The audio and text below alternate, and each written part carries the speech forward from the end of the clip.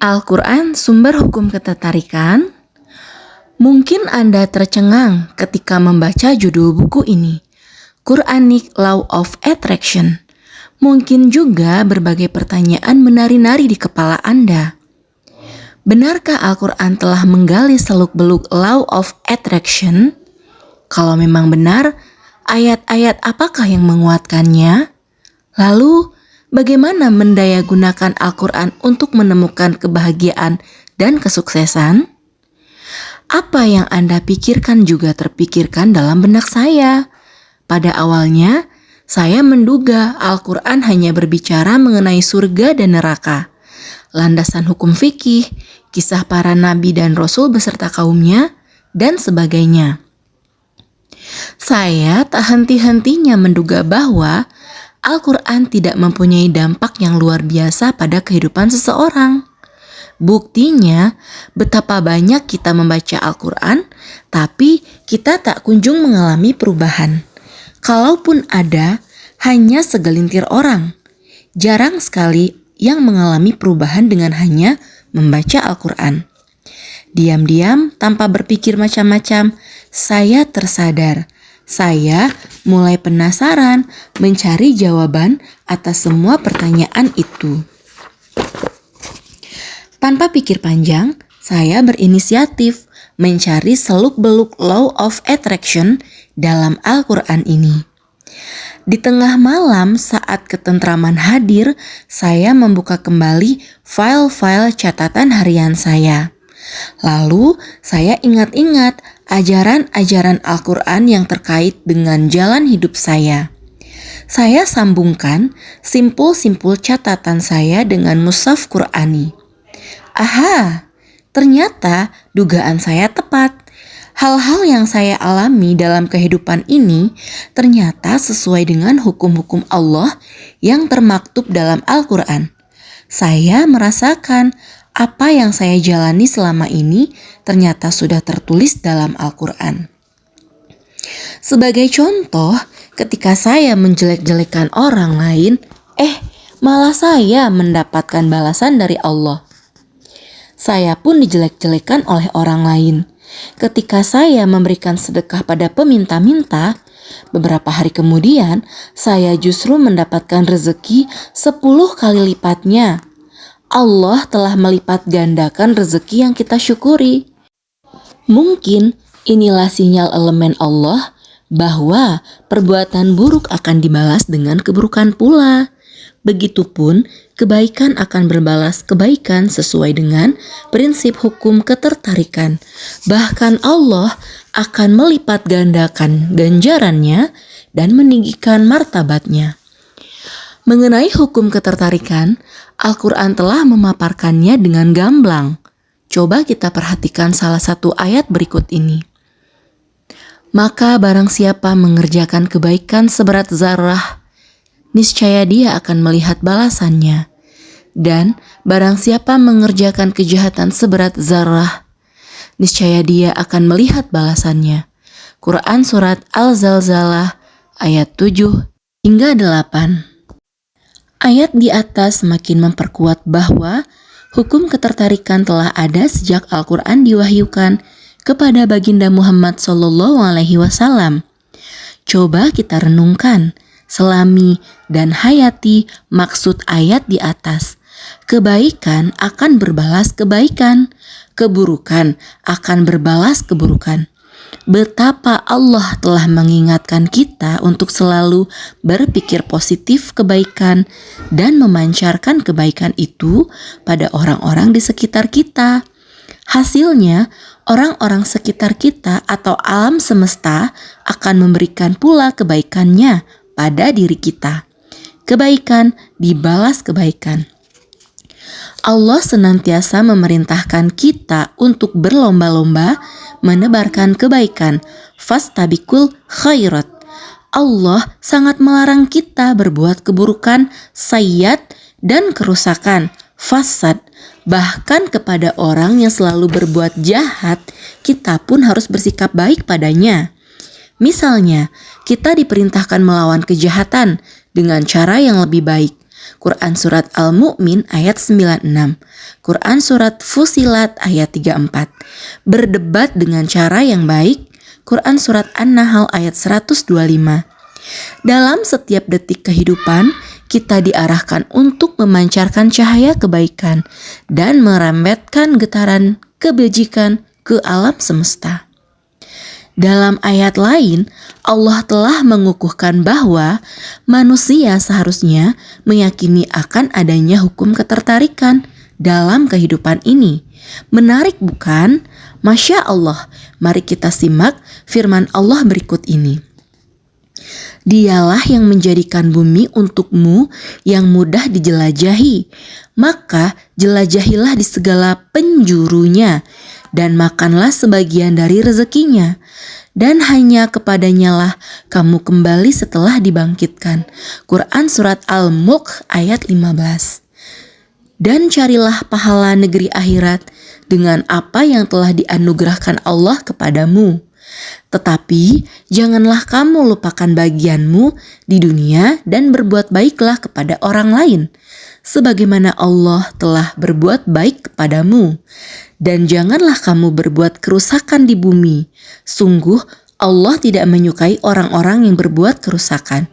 Quran Surat Al-Qasas ayat 77. Di manakah letak hukum ketertarikan kedua ayat di atas? Mari kita telusuri. Perhatikan penggalan ayatnya. Dialah yang menjadikan bumi untukmu yang mudah dijelajahi. Pernyataan Allah ini didahului oleh pikiran positif. Allah memberikan keyakinan pada kita bahwa hidup ini mudah, tidak susah. Kita tidak perlu memikirkan kesusahan dalam hidup. Rasakan bahwa hidup ini mudah. Dengan pernyataan tersebut, getaran positif telah terpancarkan ke alam sekitar. Kemudian Allah melanjutkan firman-Nya, jelajahilah, maksudnya kita diperintahkan untuk berusaha dengan penuh hasrat atau keceriaan bahwa hidup itu mudah. Nah, dengan mengaktifkan hasrat atau rasa ceria ketika berusaha mencari rezeki, sesungguhnya kita telah mengizinkan limpahan rezeki memasuki hidup kita. Ini sangat sesuai dengan hukum ketertarikan. Setelah kita berusaha dengan penuh hasrat, Allah menutup ayat tersebut dengan sikap pasrah atau penyerahan diri pada Allah. Tawakal. Saat itu kita semakin optimis bahwa kita akan mendapatkan banyak rezeki dalam hidup. Mungkin hari ini kita belum memperoleh rezeki sesuai harapan kita, namun kita berserah padanya bahwa Dia akan selalu melancarkan rezeki dalam hidup. Kita hanya membutuhkan keyakinan kuat dengan berpikir positif, berusaha, dan memasrahkan hasil akhirnya kepadanya. Pada gilirannya, di suatu titik tertentu kita akan mendapatkan banyak nikmat kekayaan. Bahkan kita pun menjadi lebih bahagia dengan kenyataan itu. Perhatikan ayat berikut. Berbuat baiklah kepada orang lain sebagaimana Allah telah berbuat baik kepadamu, dan janganlah kamu berbuat kerusakan di bumi. Sangat jelas sekali bukan? Ada hubungan sebab akibat. Kebaikan dibalas kebaikan. Dari pernyataan tersebut sudah jelas ayat ini menguatkan hukum ketertarikan di alam semesta. Oleh sebab itu, tidaklah mengherankan manakala seluruh kehidupan kita telah tergambar di dalam Al-Quran. Tinggal bagaimana cara kita menemukan kehidupan kita itu dalam Al-Quran. Boleh jadi kehidupan Anda pun demikian, tidak jauh berbeda dengan apa yang sudah tertulis dalam Al-Quran. Jangan-jangan setiap derap dan pola kehidupan yang Anda lalui sudah tertulis dengan jelas di dalamnya. Maka jika Anda mau mengkaji Al-Quran, besar kemungkinan Anda akan mendapatkan rumusan kebahagiaan untuk hidup yang akan datang. Anda akan lebih memahami bagaimana menjalani kehidupan ini. Anda pun akan mengerti bagaimana menggunakan hukum ketertarikan yang terkandung dalam Al-Quran. Al-Quran memberikan banyak informasi untuk meraih kebahagiaan dan kesuksesan hidup. Al-Quran bukan sekadar omong kosong belaka. Saya sendiri, alhamdulillah, telah merasakan cahaya Al-Quran dalam kehidupan ini. Saya pun ingin membagikannya kepada Anda melalui buku ini. Selama ini, saya merasakan bahwa Al-Quran memberikan energi dalam kehidupan. Setiap kali selepas membaca Al-Quran, hati nurani saya bertambah cerah. Kehidupan saya yang carut-marut, tidak karuan, mulai membaik. Rezeki saya yang pas-pasan mulai tercukupi. Keadaan keluarga saya pun menjadi harmonis. Al-Quran seolah-olah menarik jiwa saya menuju kebahagiaan dalam kehidupan. Saya seperti dihujani kebahagiaan yang berlimpah. Sebelum saya mengakrabi Al-Quran, hidup saya tidak punya arah. Hari demi hari yang terus berganti, seakan-akan membuat saya seperti robot kehidupan. Makan, kerja, dan tidur secara kaku. Kekayaan yang saya miliki terasa tidak ada artinya. Hidup punya banyak harta, tapi kebahagiaan tak kunjung menyelinap dalam hati ini. Saya mengalami krisis kebahagiaan. Gaji yang saya peroleh tiba-tiba habis entah kemana. Bahkan seringkali saya merasa sangat kekurangan. Dalam keadaan seperti ini, hati nurani saya menjerit-jerit.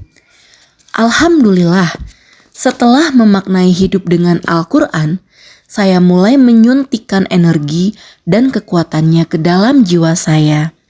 Alhasil, sekarang ini saya bertambah bahagia. Bahkan ketika permasalahan datang bertubi-tubi, ketenangan saya tak terusik. Tumakninah bersemayam dalam hati saya. Apa yang mesti ditakutkan? Bukankah Al-Quran menyediakan segala jawaban problematika hidup ini? So, mengapa mesti stres? Mengapa mesti takut menjalani hidup? Enjoy aja lagi.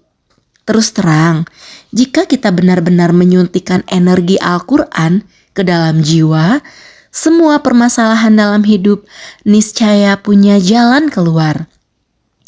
Kita rasa-rasanya sangat mudah menghadapi hidup ini. Anehnya, ada-ada saja keajaiban yang kita peroleh. Tidak disangka-sangka, dapat hadiah mobil. Atau kita tak pernah menyangka, tetangga dekat kita memberikan pinjaman saat kita merasakan himpitan ekonomi. Justru dengan dekatnya diri Anda pada Al-Quran, insya Allah jalan keluar pasti Anda dapatkan. Pesan Allah teramat jelas, yakni bertakwalah, niscaya kita akan memperoleh solusi dalam hidup. Tak perlu khawatir, Anda yang selama ini belum mendapatkan kekayaan, kesuksesan, dan kebahagiaan, sekaranglah saatnya Anda untuk berinteraksi dengan Al-Quran. Kemudian Anda manfaatkan energinya untuk menghidupi kebahagiaan Anda.